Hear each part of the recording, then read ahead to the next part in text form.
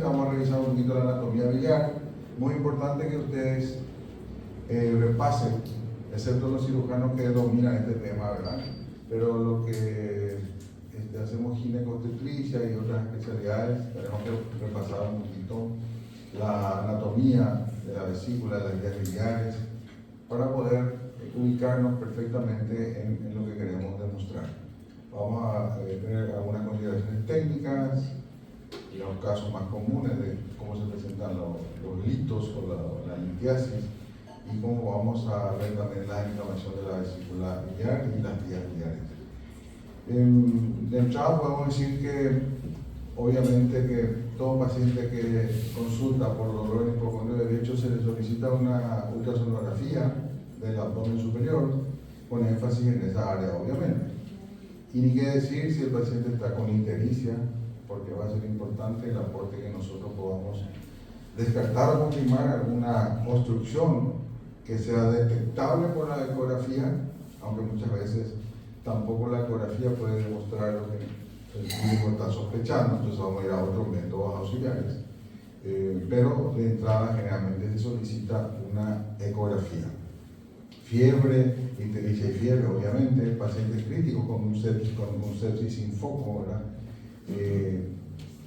Sospecha de colecititis, colangitis y abscesos.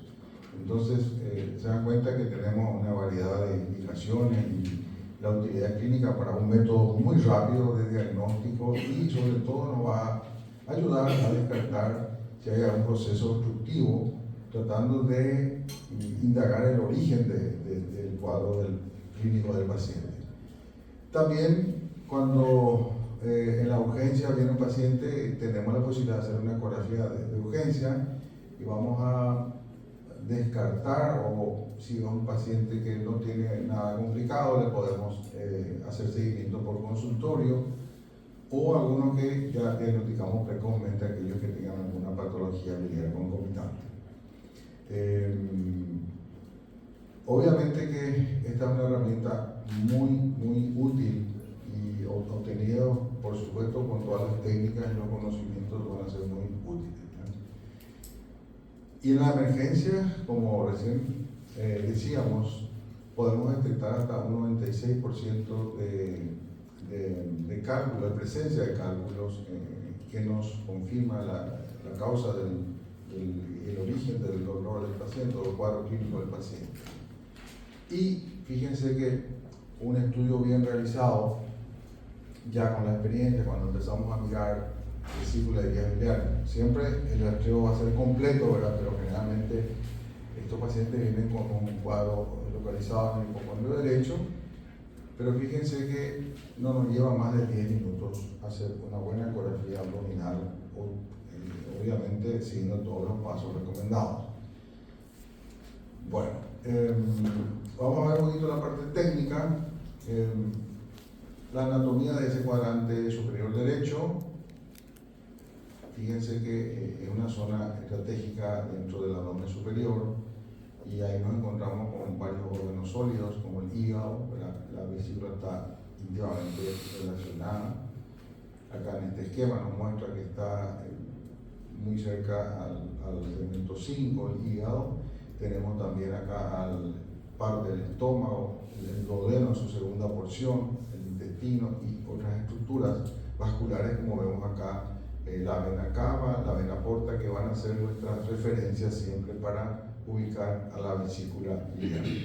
Entonces tenemos órganos huecos como el intestino, dijimos ya la porta, la vasculatura sistémica. Obviamente, cuando evaluamos la vesícula biliar, vamos a incluir las vías biliares, la vía biliar principal y las vías biliares intrahepáticas, que normalmente, si no hay un proceso muy importante, no la vamos a ver o la vamos a ver dentro de límites normales. También en relación con las vísceras retroperitoneales, como el páncreas, riñones, etcétera, ¿verdad? Todas esas relaciones que están en esa zona en relación con la vesícula biliar. Acá tenemos un esquema de la vesícula, esto es muy esquemático, pero que sirve para orientarnos en la forma que tiene la vesícula, para una forma de pera, y podemos dividir en tres regiones: el fondo, el cuerpo y el cuello, ¿verdad? Y estas localizaciones, estas regiones van a ser importantes cuando nosotros vamos cuando encontramos anomalías. Vamos a describir, por ejemplo, el cálculo si está en el fondo, o está en el cuello, o está enclavado en alguna parte de las vías. Entonces, ¿cómo vamos a localizar? Generalmente, la primera referencia, haciendo un corte rápido, vamos a estar en relación con la fisura interlobar del hígado, y vamos a observar que esa vesícula está también en relación con la porta, que van a ser nuestros parámetros para ubicarlo de manera rápida. Las medidas son muy variables. Como toda la anatomía, va a depender del biotipo de la persona, pero en general hablamos de 10 centímetros y menos de 4 centímetros en el corte transversal, como medida de referencia. Obviamente que hay situaciones fisiológicas que esta vesícula puede estar aumentada de tamaño, pero por ejemplo el ayuno prolongado puede dar una vesícula grande, pero si no hay patología, no hay clínica, no nos tenemos que preocupar, ¿verdad? También usamos como referencia que la pared de la vesícula no debe medir más de 3 milímetros. La luz de la vesícula biliar es una vesícula normal, obviamente, es totalmente anecoica. Anecoica porque aquí no hay eco que refleje, entonces el ultrasonido pasa muy rápidamente. Al llegar a la otra pared se ve también una interfase diferente, que es la pared posterior de la vesícula. No es un órgano fijo en el sentido de que tiene muchas variantes de posición, y hemos encontrado, a mí me tocó ver varias vesículas péndulas en pacientes que perdieron mucho peso y tenían cálculos en su vesícula. Entonces encontré una vesícula que prácticamente llegaba a la fosa ilíaca derecha. Era una persona muy delgadita y con una vesícula péndula llena de cálculos, ¿verdad? Son excepciones, pero que a veces hay que buscar, así como el apéndice también, que tiene muchas variedades de posición. El cuello de la vesícula sí tiene una relación casi fija con la fisura lobar, como les había comentado, y la vena portal. Van a hacer referencia para ubicar la vesícula. El conducto biliar es siempre anterior a la vena porta. Cuando evaluamos el pedículo hepático, hay una triada muy interesante que vamos a mirar enseguida, en donde vemos que siempre hay una relación entre el conducto biliar, la vena porta y la arteria hepática, que van a estar en relaciones muy importantes como referencias. Usualmente es fácil ubicarla por ecografía. Obviamente que hay situaciones en que nos cuesta ver, vamos a ver las situaciones en que tenemos dificultades para observarla. Si es una vesícula normal y está bien distendida, está bien preparado el paciente, vamos a ver que es una estructura llena de fluido líquido, ¿verdad? Que es la bilis, que va a aparecer en nuestra imagen como un color negro por la presencia de líquido. La pared de la vesícula, en condiciones normales no vamos a ver toda esta diferenciación que existe, pero cuando está engrosada la pared de la vesícula vamos a ser capaces de ver estas diferenciaciones de las capas que tiene la pared de la vesícula, ¿no? La capa externa es reflectiva, ecogénica, la interna también, y hay una zona muy pequeña que es anecoica, que es la parte intermedia. Dijimos que el espesor de la pared le damos un valor hasta 3 milímetros como punto de referencia. Bueno, cuando estudiamos la vesícula, inmediatamente miramos la vesícula. Está normal, por ejemplo, entonces también tenemos que evaluar el conducto biliar. El conducto biliar va a correr paralelo a la vena porta y está generalmente por encima de la porta. Recuerden ustedes que desde la primera clase venimos diciendo que las estructuras vasculares son puntos de referencia para la anatomía del abdomen.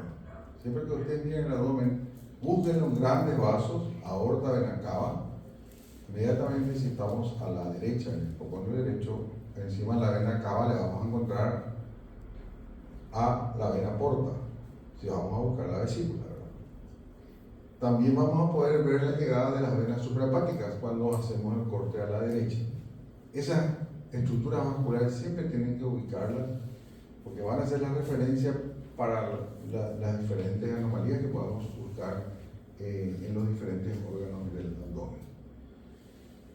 Cuando encontramos una estructura econegativa que va a ser el conducto biliar, generalmente el conducto biliar común es, digamos, determinada por la unión del conducto cístico con el conducto hepático común. La unión de esos dos conductos va a formar el conducto llamado colédoco o hepatocolédoco. Y el valor normal en un paciente que tiene aún vesícula biliar se considera hasta 6 milímetros como punto de referencia. Si yo vine a decir 6.5 no pasa nada, toda vez que no haya clínica, que no haya datos clínicos, ¿verdad? Pero tomamos como punto de referencia hasta 6 milímetros. Por encima de 6 se considera ya patológico. La medida del conducto biliar común cambia cuando el paciente es operado. ¿Sí, doctor? Y en caso de ancianos, porque viste que consideramos hasta 10 milímetros en caso de ancianos, o sea, puede aparecer en el ítem del examen como un excepto, o sea, digo. Claro, puede. Las medidas son siempre de referencia, No, claro, siempre que no haya patología, ¿verdad? Lo mismo pasa con la vesícula, tiene 12 centímetros, ¿verdad? Entonces no.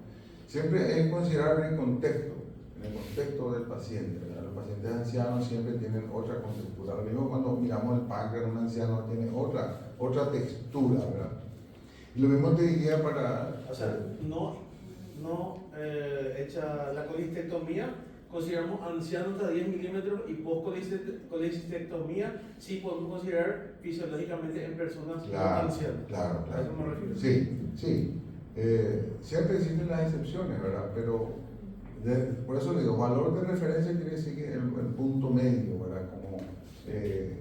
Como en medicina no hay, yo por eso tengo en cuenta siempre que no existen valores absolutos, como vimos en la clase del profesor Robotti, ¿verdad? Los valores absolutos hay que tener mucho cuidado. Cuando uno hace Doppler de los vasos periféricos, por ejemplo, y encuentra que una velocidad tiene tanto, pero hay signos evidentes de que hay una obstrucción vascular, pero la velocidad no es tan alta, pero hay signos evidentes que hay obstrucción, ¿verdad? Porque hay escuelas que dicen por encima de 140 o por encima de tal velocidad hay obstrucción, y si no llega a esa velocidad no hay obstrucción, y el valor absoluto entonces pierde un poquito de fuerza cuando consideramos el contexto clínico del paciente. Por eso siempre tienen que ser valores de referencia para nuestra ubicación. No te voy a preguntar eso, excepto. ¿Cuánto es el valor normal del colédoco a pacientes con vesícula? Eso sí te voy a preguntar. Bueno, y para que podamos hacer un buen examen de la vesícula necesitamos preparar. Yo creo que ahí hay que ser muy puntillosos, porque a veces hemos metido la pata cuando en el paciente famoso, el paciente que se va a hacer no aguanta su ayuno y ahí a veces demora mucho la atención. Está de las 4 de la mañana que se levantó, llegó al hospital a las 6 y las 9 todavía la atendimos, 5 horas ya, y toda la noche en ayuno. Entonces a veces pasa el chimpero y le baja un pedacito de chimpero. Ella se fue a la vez nuestra preparación, ¿verdad? Porque entra aire y se contrae la vesícula, más aún con la chispa, ¿verdad? Entonces tenemos que insistir en la preparación. Nadie se va a morir porque está en 6 o 8 horas de ayuno. Lo que sí solemos recomendarle a los pacientes mayores que necesitan medicación, que pueden tomar su medicación con un poquito de agua. No gaseosa, ni jugo, ni nada, sino agua. Eso no afecta nada, prácticamente. Evitar la ingesta de alimentos, sobre todo alimentos que contengan grasa. Parece que Marco está muy El doctor Robotti ninguno hace por todo. Sí, pero soy yo, porque yo soy el vice nomás, él es el presidente. Yo soy Pedro Aliana. ¿Le puedo decir? Pues no puedo hablar muy fuerte. Pero se me escucha ya. ¿Sí? Bueno, entonces Entonces la preparación de nuestro paciente va a ser muy importante, 6 a 8 horas de ayuno. Y los pacientes que tienen, porque a veces tampoco alcanza el ayuno, tenemos muchos gases a veces nos molesta. Entonces se puede agregar un laxante, un antigas en algunos casos. Es raro, pero a veces tenemos pacientes muy constipados y que les cuesta ir de cuerpo. Entonces, pero es la excepción. Pero si hace falta, se puede utilizar. Si la vesícula está contraída, mucho cuidado. Marquito, ¿Cómo la pila de oro? parece que me está la fila mucho. No, Gracias. Hay que tener mucho cuidado, ¿verdad? ¿Y qué va a pasar si ustedes se encuentran en la práctica, en la urgencia o están haciendo la ecografía, encuentran una vesícula a mitad de camino? Ni toda contraída ni muy extendida. Entonces deben escribir el informe. Yo suelo escribir vesícula no evaluable.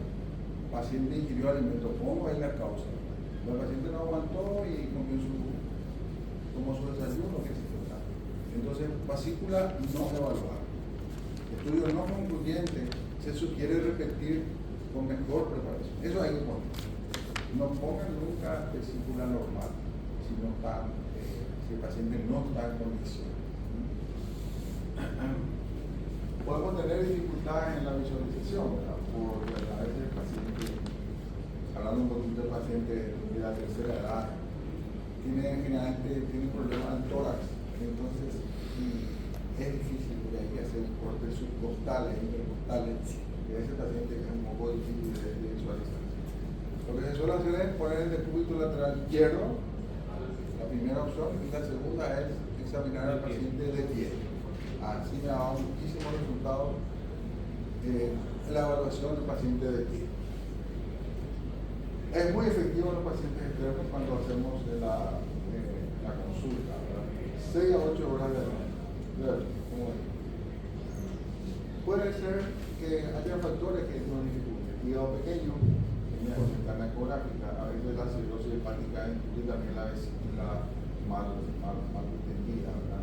En general, como hay ascitis, puede favorecer una visualización mejor. Gracias, Marco. La vesícula muchas veces es muy anterior y tenemos una ventana ecográfica entre las costillas, a veces un poco dificultosa, ¿verdad? Entonces ahí podemos pararle al paciente. Excesivo gas intestinal y también la obesidad del paciente. Vamos a entonces poner el decúbito lateral como dijimos, vamos a hacerle respirar en forma profunda y avisarle, no dejarle en permanente inspiración, ¿verdad? También se suele poner, levantar el brazo derecho para que mejore la visualización. También se puede poner, una almohada Sí, para levantar un poquito. Sí, se puede usar también. O sea, hay diferentes trucos que podemos usar para mejorar. Un rodillo, ahí está. Un rodillo. Vamos a usar un reductor multifrecuencial de 2.5 a 5 MHz, ¿verdad? De preferencia curvilíneo, o sea, convexo. Casi ya no hay traductores lineales, seguro que por ahí hay todavía, pero es más difícil hacerlo con un lineal de los antiguos equipos. Ahora casi todos ya tienen el traductor convexo, ¿verdad? De esta frecuencia que nos va a permitir evaluar la vesícula. También, como solemos insistir siempre, optimizar nuestra imagen. Algunas veces vamos a necesitar la armónica para visualizar mejor. Acá no hace tanta falta, pero nos puede ayudar una buena armónica, ¿verdad? O a veces nos hace ni falta, ¿verdad? Para las imágenes muy claras como este cálculo grande y tal. Bueno, ¿y cuáles serían las causas por las que no visualizamos la vesícula del paciente colecistectomizado? Lo más frecuente. Y como ahora se hace casi todo por la laparoscópica, no vemos ya esas cicatrices que antes veíamos que eran la de Kocher. Ahora no vemos ya ni en la oscuridad que nosotros trabajamos, ya no vemos los puntitos, ¿verdad? Y nos volvemos locos, que a veces nos preguntamos. Una de las preguntas claves siempre es, no se olviden, usted se operó de algo, cualquier cirugía, y ahí puede decir, ya no tengo vesícula, ya no tengo útero, en el caso, porque a veces nos preguntamos, estamos medio desnudos ahí en el examen, y no perdemos un montón de tiempo buscando la vesícula cuando esta ya no existe, ¿verdad? Entonces, vamos a ahorrarnos una pregunta clave. ¿Se operó de algo? De la vesícula. Y porque a veces no hay cicatriz, ahora casi ya no vemos la cicatriz, ¿verdad? La contracción fisiológica, vesícula mal, o sea, el paciente mal preparado, entonces está contraída la vesícula. Conducto fibrosado en la vesícula biliar, también dentro de una colecitis crónica o una cirrosis. Todas estas cosas pueden afectar, es raro, pero puede existir.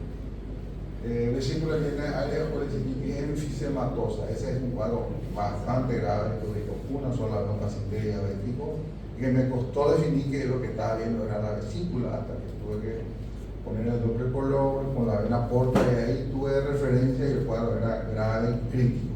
El paciente terminó falleciendo, ¿verdad? Era una enfisematosa. Muchas veces cuando la vesícula está llena de barro biliar y tenemos el contexto de un hígado graso, mamma mía, ahí está la cosa un poco fea, ¿verdad? Porque tienen la misma ecogenicidad, ¿verdad? La vesícula y la pared a veces no se ve tan bien, sobre todo con el equipo un poquito ya usado, ¿verdad? Y puede dificultarnos entonces la correcta visualización. Y una cosa rara que yo nunca tuve oportunidad de ver, que es la agenesia de vesícula en un 0,09% de la población. Existe la literatura de que puede la gente vivir sin vesícula biliar. Vamos a unos hallazgos ecográficos normales. Tenemos entonces un corte longitudinal. Vemos una imagen un poco borrosa de un equipo antiguo que no es Samsung. Fondo, cuerpo y cuello. Bueno, rápidamente miramos, acá vemos la pared anterior. ¿Y esto qué es? Refuerzo. ¿Por qué ocurre esto? Por la Delitos. ¿Por? la entidad. Muy bien. Acá viene el ultrasonido, tiene una interfase diferente, la pared anterior, de un tejido también diferente como es el hígado. El ultrasonido, ¿qué hace? ¿Cuáles son los fenómenos que ocurren en el ultrasonido? Primero, reflexión. Reflexión. No, esos ya son artefactos. Perdón, scattering o se llama dispersión. También no olviden que una parte del ultrasonido es absorbido por el tejido. Entonces cambia la energía mecánica por calor. ¿Ok? Entonces todos esos fenómenos. Y aparece eso que dijeron, ese es un fenómeno que ocurre acá, ¿verdad? En la pared posterior, porque hay una diferencia de impedancia acústica en este contenido líquido de la vesícula biliar normal y el refuerzo acústico posterior. ¿En qué otra situación tenemos este refuerzo? ¿En qué imagen patológica? Sí, pero ¿en qué otra patología? En cualquier tejido del cuerpo que tenga el quiste, muy bien. Generalmente el quiste, cuando está rodeado de tejido diferente, vamos a ver el refuerzo acústico posterior. Y en ese caso nos ayuda ese refuerzo para el diagnóstico, ¿verdad? Bien. Bueno, orientación sagital del estudio, empezamos así, ¿verdad? Ubicando, generalmente como la pasada demostramos, cómo hacemos la rutina de nuestro examen. Empezamos con el núcleo izquierdo, vamos avanzando, vamos a la derecha, vamos a hacer la inspiración profunda, buscando diferentes formas de mover el traductor. Vamos a bascular, mirar hacia arriba, si yo entro por la cara inferior, o también puedo tener un acceso intercostal. Va a depender mucho porque la vesícula no está fija en un lugar. Hay que ir buscando la mejor visualización. Y ahí vamos a hacer diferentes maniobras. Entonces, con esta, acá el doctor está haciendo en un corte sagital, está evaluando y está haciendo una pequeña angulación. Está angulando el traductor. Va a rotar y va a bascular. Diferentes movimientos del traductor. Bueno, ida y vuelta para detectar cálculos o litos, evaluar el líquido pericolicisto, perdón. Cuando encontramos la vesícula con cálculos, siempre vamos a mirar la pared a ver si no hay algún proceso que nos indique que hay líquido alrededor de la vesícula. Vamos a evaluar el grosor de la pared. Y muchas veces vamos a encontrar que la vesícula no tiene cálculo, pero tiene líquido alrededor. en el caso de enfermedades infecciosas como el dengue, es un marcador y es un indicador muy importante de gravedad. ¿Sí? Eso quiere decir que hay líquido en la cavidad abdominal y en la vesícula se refleja muy bien. Una vez que evaluamos la vesícula biliar, inmediatamente vamos a buscar en una orientación digital siempre conducto biliar común, y nuestra referencia va a ser la vena porta. Creo que acá no vamos a equivocarnos porque es una estructura anecoica grande y, como dice el doctor, tiene una pared cogénica. A diferencia de la vena hepática que no estoy viendo acá, que no va a tener esta escogenicidad de la pared interna del vaso. La vena porta sí la tiene. ¿Sí?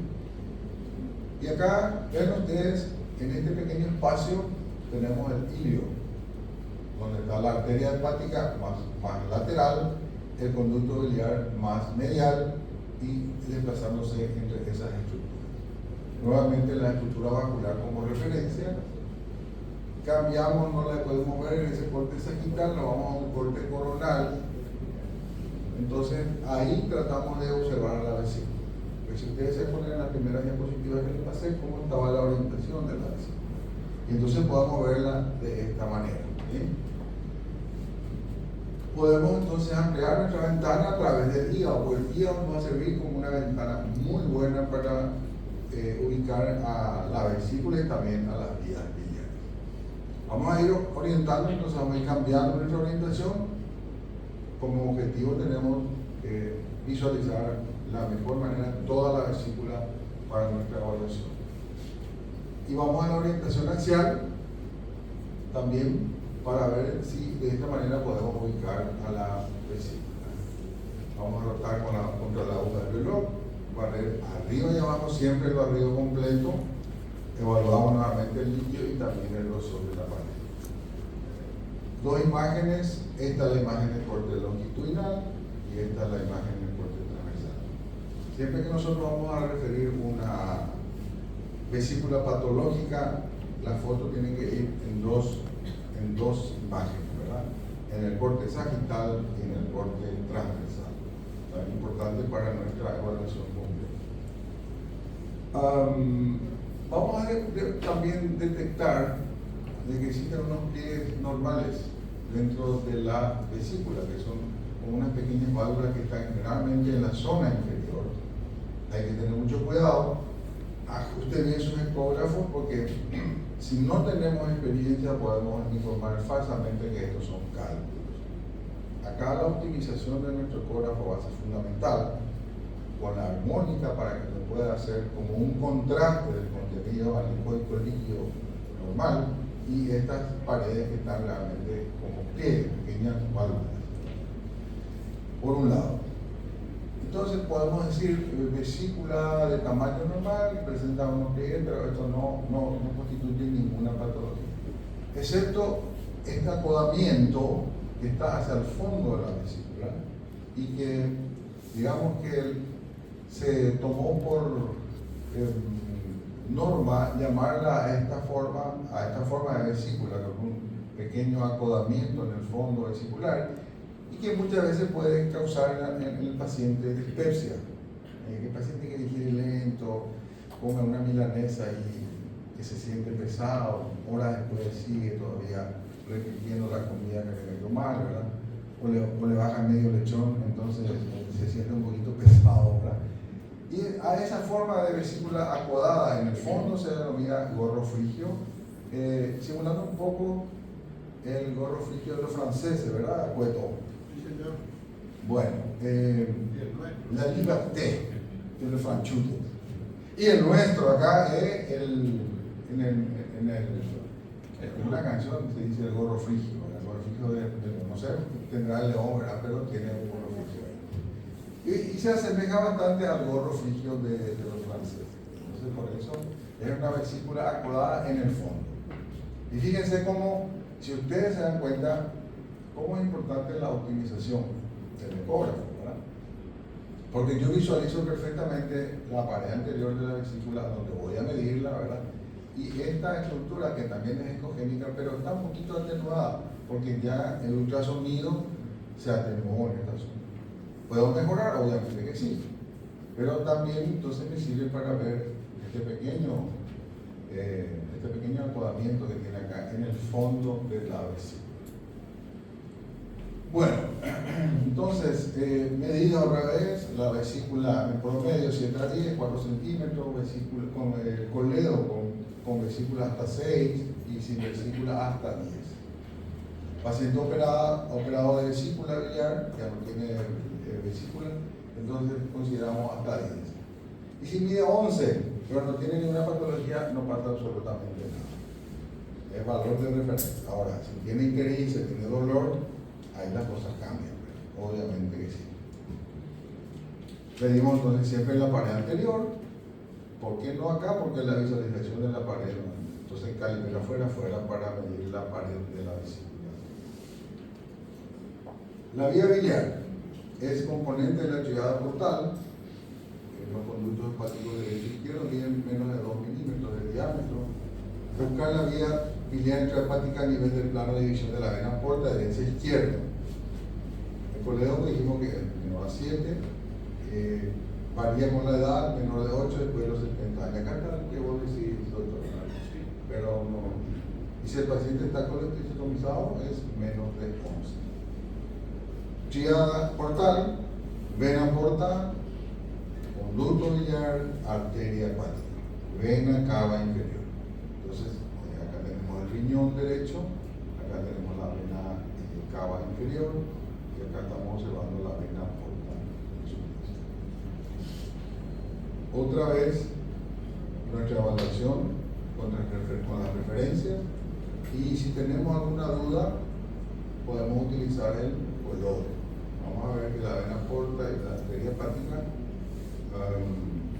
se tiñen en el doble color, y el conducto biliar no tiene señal vascular. ¿Por qué está en rojo acá nuestra vena porta? Muy bien. Pero es una vena, doctor. No tiene nada que ver. Depende cómo está tomando. Punto de referencia. ¿En qué me voy a fijar, doctor? Para saber si se acerca o se aleja el otro, para el color, te digo. ¿En qué me tengo que fijar para ver si esta foto? ¿Está bien? Sí. Y te quiero primero tu referencia, ya tomar tu referencia. ¿Cuál es? De arriba. Arriba. ¿Entra, doctor? El área, sí. Acá. Sí. O sea, me voy a fijar en la barra de color. Sí. Se llama barra de color. Ahora, aprovechando este momento, acá ven unos numeritos ustedes, ¿verdad? La IM es índice mecánico, eso generalmente varía un poco, y el TI, que es el índice térmico. Cuando yo abro la ventana de color, este número varía, está ahora en 077. Si le saco la ventana de color, el Doppler probablemente va a bajar, o sea, tiene que bajar. Todos los equipos tienen esto, porque es, digamos, implica la bioseguridad del paciente. Entonces, esto, acá en un paciente adulto no hay problema, pero en obstetricia dijimos que hay que tener cuidado en usar lo menos posible, la menor cantidad de exposición para el paciente obstétrico. Acá medimos de adentro a adentro, interno a interno. A ver, ¿qué hora tienen ustedes? A 12:30. Bueno, entonces acá tenemos un corte transversal. Como cuando tenemos que evaluar el colédoco, hay que tratar de seguir lo más que se pueda, todo su trayecto, ¿verdad? Eso se pone en sentido transversal, le hacen una inspiración profunda y van a tener esta imagen. En la medida que ustedes vayan mirando los hígados normales, las vesículas normales, las vías biliares, esta imagen se le va a ir quedando. ¿Y qué le va a llamar la atención cuando encuentran patología del conducto biliar? Si está dilatado, que van a ver una imagen muy parecida a la porta por encima de esta, que va a llamar imagen en doble caño de escopeta. Vamos a ver enseguida. Y acá en este caso se siguió y se llegó inclusive hasta el colédoco más distal que está por detrás de la cabeza del páncreas. ¿Dónde desemboca el colédoco? ¿Perdón? ¿A qué nivel? ¿En qué órgano? La segunda porción del duodeno, ¿verdad? ¿Cómo se llama esa zona donde desemboca mismo? Ahí está ampolla de Batten. También desemboca otro conducto. ¿Qué conducto desemboca? El conducto de Wilson, que es del páncreas. Entonces acá tenemos el páncreas, acá se ve un poquito el conducto de Wilson y está muy cerca del conducto, el colédoco distal, ¿verdad? Y estos dos conductos van a desembocar en la segunda porción del duodeno, en la ampolla de Batten. Bueno, entonces, cuando nosotros evaluamos, estamos también indirectamente evaluando que toda esta región está normal. Porque puede ser que no exista ningún cálculo, ninguna obstrucción dentro del hígado, ¿verdad? Pero el problema esté en forma más distal. Puede ser el mismo cálculo que está en la región distal del colédoco o un tumor de la ampolla de Batten o de la cabeza del páncreas, que va a comprimir el colédoco y va a dilatar. Primero se dilata el colédoco, luego se dilata la vía biliar intrahepática y la vesícula. Entonces, más o menos las secuencias. Entonces le va a llamar la atención cuando hay conducto biliar. ¿Qué patología podemos ver? Ante una obstrucción hay una expansión centrífuga. Primero se dilata el colédoco, luego la vesícula y por último la vía intrahepática. Ante la desobstrucción se produce al revés, empieza a si sacamos un cálculo, por ejemplo, primero se va a normalizar la vía intrahepática, luego la vesícula y por último el colédoco. Causa de obstrucción biliar, causa benigna con ictericia dolorosa. Hay una ictericia que duele, a veces hay ictericia, hay dolor, porque hay veces que la ictericia se presenta sin dolor. Entonces vamos a sospechar colédoco litiasis, enfermedad de Carolina, parásitos, colangitis y hemorragia. La ictericia sin ictericia dolorosa, litiasis biliar congénita, estos chiquitos que nacen rarísimos, pero hemos tenido algunos casos. Quiste del colédoco, también hay ictericia sin dolor, colangitis infecciosa, colangiopatía por VIH, la colangitis esclerosante y la hemorragia. De causa maligna, ya hay otro tenor. Colangiocarcinoma, carcinoma de vesícula, tumores localmente invasores, adenocarcinoma pancreático, sin causa dolor, los tumores ampulares, la ampolla de Batten y metástasis. Muchas veces hay obstrucción por causa extrínseca, en el síndrome de Mirici, vamos a ver enseguida, la pancreatitis y adenopatías que pueden comprimir. Colédoco litiasis puede ser primaria, por formación de nuevos cálculos en la vía biliar, y secundaria porque miran los cálculos de la vesícula al colédoco. Siempre que ustedes vean un cálculo en la vesícula, siempre tienen que mirar todo el colédoco, si no llega un cálculo pequeño, a veces nos obstruye, pero podemos ver el cálculo dentro de la vía biliar. En la colédocolitiasis primaria, factores etiológicos, puede ser una colangitis esclerosante, Carolí, como habíamos citado, infecciones parasitarias, enfermedad hemolítica crónica, cirugía biliar previa, anastomosis bilioentérica. Esto solemos ver cuando controlamos estas anastomosis con la utilización de